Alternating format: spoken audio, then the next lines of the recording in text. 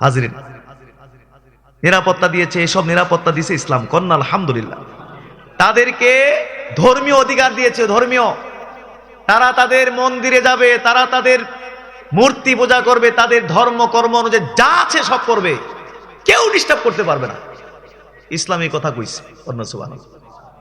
লা তাসুবুল্লাযীনা ইয়াদুনা মিন দুনিল্লাহি ফায়াসুবুল্লাহ আদুওয়ান বিগাইরি ইলমিন, কন্যা সুবহানাল্লাহ। আল্লাহ বলেছেন তারা যে দেবদেবীর পূজা করে তোমরা তাদের দেবদেবীকে গালি দিও না, যদি গালি দাও তাহলে অজ্ঞতা বশত তারাও তোমাদের আল্লাহরে কি করবে। অতএব এদের মন্দির ভাঙ্গা দূরের কথা, মূর্তি ভাঙ্গা দূরের কথা, এদের দেবদেবীকে গালি দেওয়া পর্যন্ত আল্লাহ তাআলা কি করে দিয়েছেন, নিষেধ করে দিয়েছেন। সামাজিক অধিকার দিয়েছে, একজন মুসলিম প্রতিবেশী তার ঘরে যে চাল ডাল না থাকে, খাবার না থাকে, তার ঘরে যেমন আপনাকে পৌঁছাতে হবে, একজন অমুসলিম নাগরিক যদি তার ঘরে যদি খাবার দাবার ডাল চাল না থাকে, তার ঘরে আপনার কি করতে হইব, পৌঁছাতে হবে। একজন মুসলিম নাগরিক যদি অসুস্থ হয়, মুসলিম প্রতিবেশী যদি অসুস্থ হয়, তাকে যেমন দেখতে যেতে হবে, একজন অমুসলিম প্রতিবেশী যদি অসুস্থ হয় তাকেও কি করতে হবে, দেখতে যেতে হবে। আল্লাহ রাসূল গেছে না, ইহুদি ছেলে নবীর দরবারে আসতো, কাজকর্ম করে, তো আসে না 4-5 দিন। জিজ্ঞেস করেছে ছেলেটা কোথায়, আল্লাহ রাসূল ছেলেটা তো খুব অসুস্থ। দৌড়ে গেলেন, গিয়ে দেখলেন যে খুব খারাপ, বাঁচবে না হয়তো। বললেন, চিন্তা করলেন যে মরার আগে কলমাটা পড়াই দিতে পারলেই তো সে মুক্তি পেয়ে গেল, দেখি না একটু কলমাটা পড়াইতে পারি কিনা। আল্লাহ রাসূল বললেন যে আসলিম, তুমি ইসলাম কবুল করো। ছেলেটা তার বাবার দিকে তাকালো, বাবা এই ব্যাপারে কি বলতে চায়। বাবাও বলে দিল আতি, বাবাও বলে দিল যে আতি আবুল কাসেম, তুমি আবুল কাসেম মুহাম্মদ সাল্লাল্লাহু আলাইহি সাল্লামকে তুমি অনুসরণ করো। সাথে পড়ে ফেললো আশহাদু আল্লা ইলাহা ইল্লাল্লাহ ওয়া আশহাদু আন্না মুহাম্মাদান আবদুহু ওয়া রাসূলুহু, কন্যা সুবহানাল্লাহ। আল্লাহ রাসূল খুশি হলেন, দোয়া করলেন, শুকরিয়া আদায় করতে করতে বের হলেন যে আল্লাহ, আমি বললেন যে আমি সেই আল্লাহর শুকরিয়া আদায় করি যে আল্লাহ এই ছেলেটিকে জাহান্নাম থেকে মুক্তি দিয়েছেন। হিন্দু অমুসলিমরা যে ল্যাংটা চলার বিধান তাদের ধর্মে কর্মে থাকে, ল্যাংটা চলবে। অলঙ্গ অর্ধনগ্ন চলার যদি বিধান থাকে তাদের ধর্মে, অর্ধনগ্ন চলবে। আপনি এই কথা মনে করতে পারবেন না যে মুসলিম মেয়ের দিকে না তাকান যাবে না, অমুসলিম নারী যেহেতু আল্লাহ একটা সুযোগ দিছে, ভালোই ইচ্ছা মতো দেখে টিকা লই, কি এই সুযোগ আছে? ও ল্যাংটা চলবে, কিন্তু আল্লাহ আপনাকে বলেছেন যে তুমি তোমার চক্ষুকে নিম্নগামী করো, কন্যা সুবহানাল্লাহ।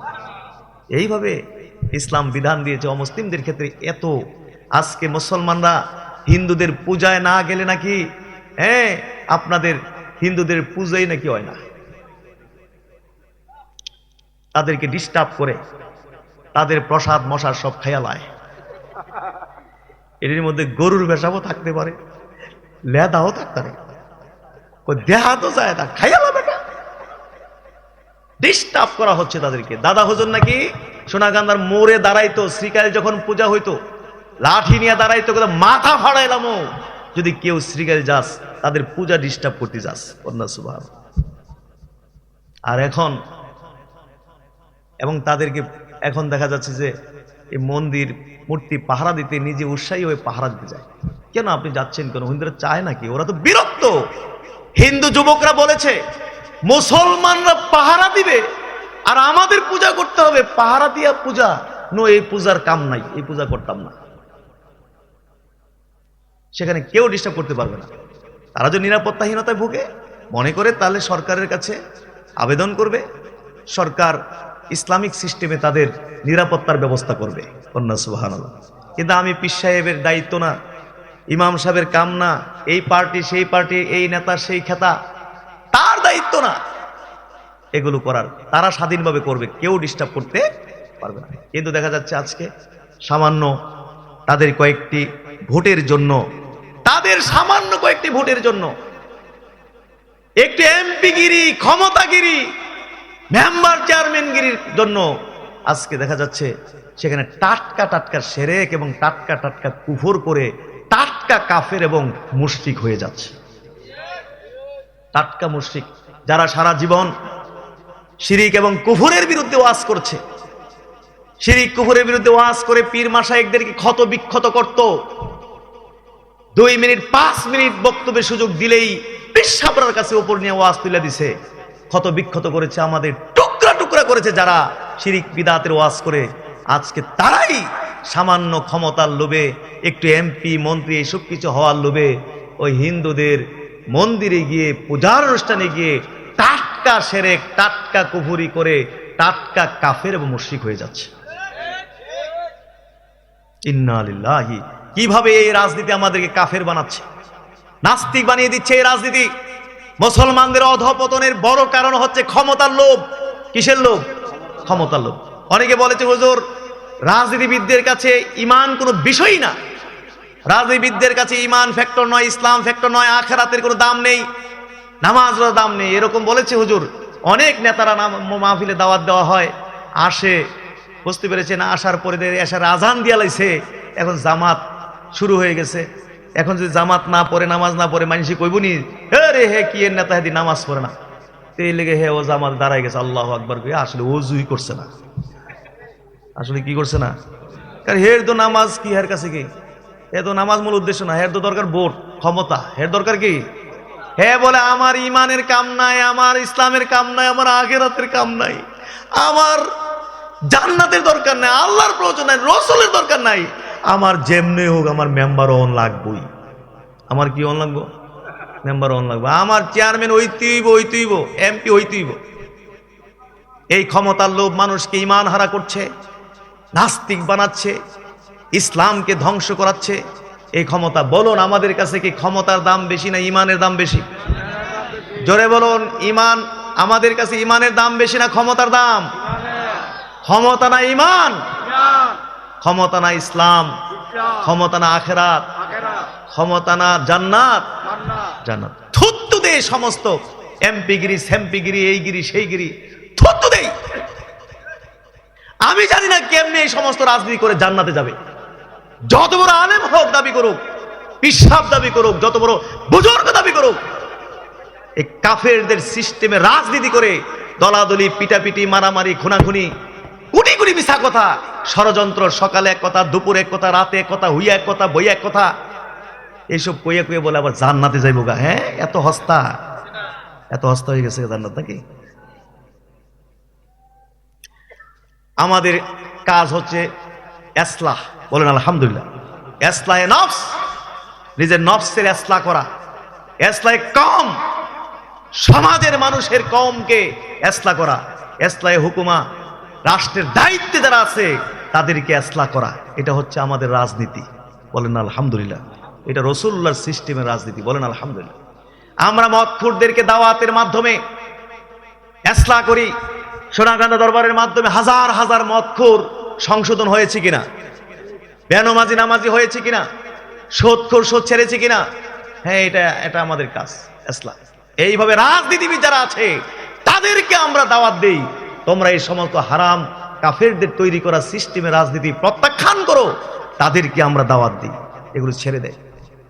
কোনোভাবে সম্ভব না। আমি জানি না কিভাবে সম্ভব হবে এই সমস্ত হারাম সিস্টেমের, কাফের যে সিস্টেম আমেরিকা আবিষ্কার করেছে, আব্রাহাম লিঙ্কন আবিষ্কার করেছে, পর্তুগাল আবিষ্কার করেছে, এই সিস্টেমের রাজনীতি দিয়ে জান্নাতে যাবে?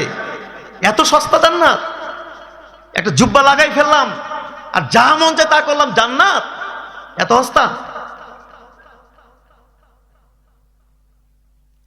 প্লিজ আল্লাহকে ভয় করুন। মরে গেলে ক্ষমতা টমতার কোনো ভ্যালু নাই, ক্ষমতার কোনো দাম আছে? কত প্রেসিডেন্টের নাম এই দেশের মানুষ জানে না, এখন বলতে পারবে না এই দেশে, এইখানে পারবেন না আপনারা। সচেতন স্টুডেন্ট, শিক্ষক পর্যন্ত বলতে পারবে না যে এই পর্যন্ত বাংলাদেশের প্রেসিডেন্ট কয়জন ছিল, প্রধানমন্ত্রী কয়জন ছিল, কে কে ছিল, কইতেও পারত।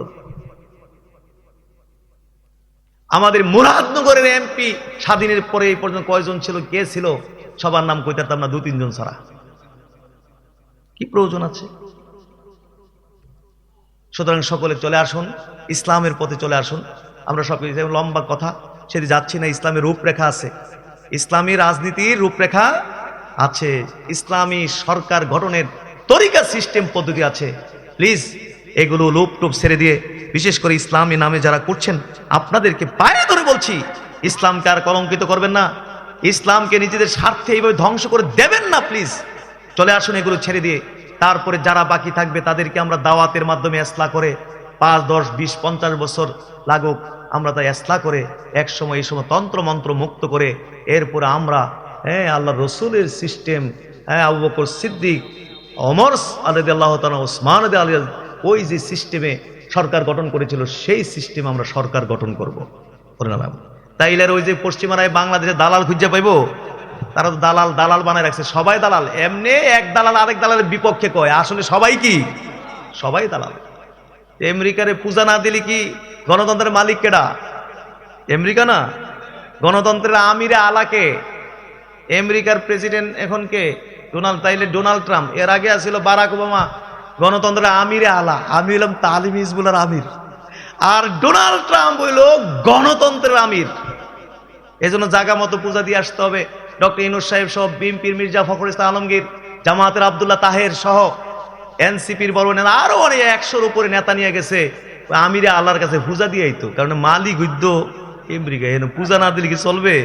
এই দেশিরা চালায় না, ডক্টর ইউনূস চালায় না। এই দেশ শেখ হাসিনা খালেদা যে চালায় না, এই দেশ চালায় পশ্চিমারা। কারা চালায়? আমেরিকা চালায়। আমেরিকা এইবার দালাল বানায়া, দল বানায়া, এই দল কথা না শুনলে এই দলের হাতে নিয়ে এইটারে সাইজ করবো, এইটা না শুনলে এইটারে হাতে নিয়ে কি করবে? সাইজ। আপনি কি মনে করেছেন আওয়ামী লীগের নিবন্ধন বাতিল করে দিবে? প্রশ্নই আসে না।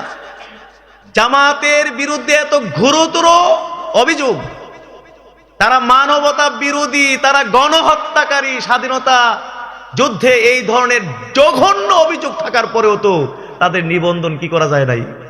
বাতিল করা যায়। আপনি আওয়ামী লীগের নিবন্ধন বাতিল করবেন? প্রশ্নই আসে না। সব জেতা রাখবো, সব কি করব? কারণ কার কোন সময় কাম লাগিয়া জায়গাটা তো কওয়া যায় না। সব জেতা রাখবো। এই খেলবে, আমাদেরকে নিয়ে খেলবে, এই পিটাপিটি কাটাকাটি লাগায় রাখবে, দুর্বল করে রেখে এই সিস্টেমে গোটা পৃথিবী তারা শাসন এবং শোষণ করতেছে। জোরে কর নাউজুবিল্লাহ। সুতরাং মদখোরদেরকে আমি দাওয়াত দিচ্ছি, মদ ছেড়ে দেন।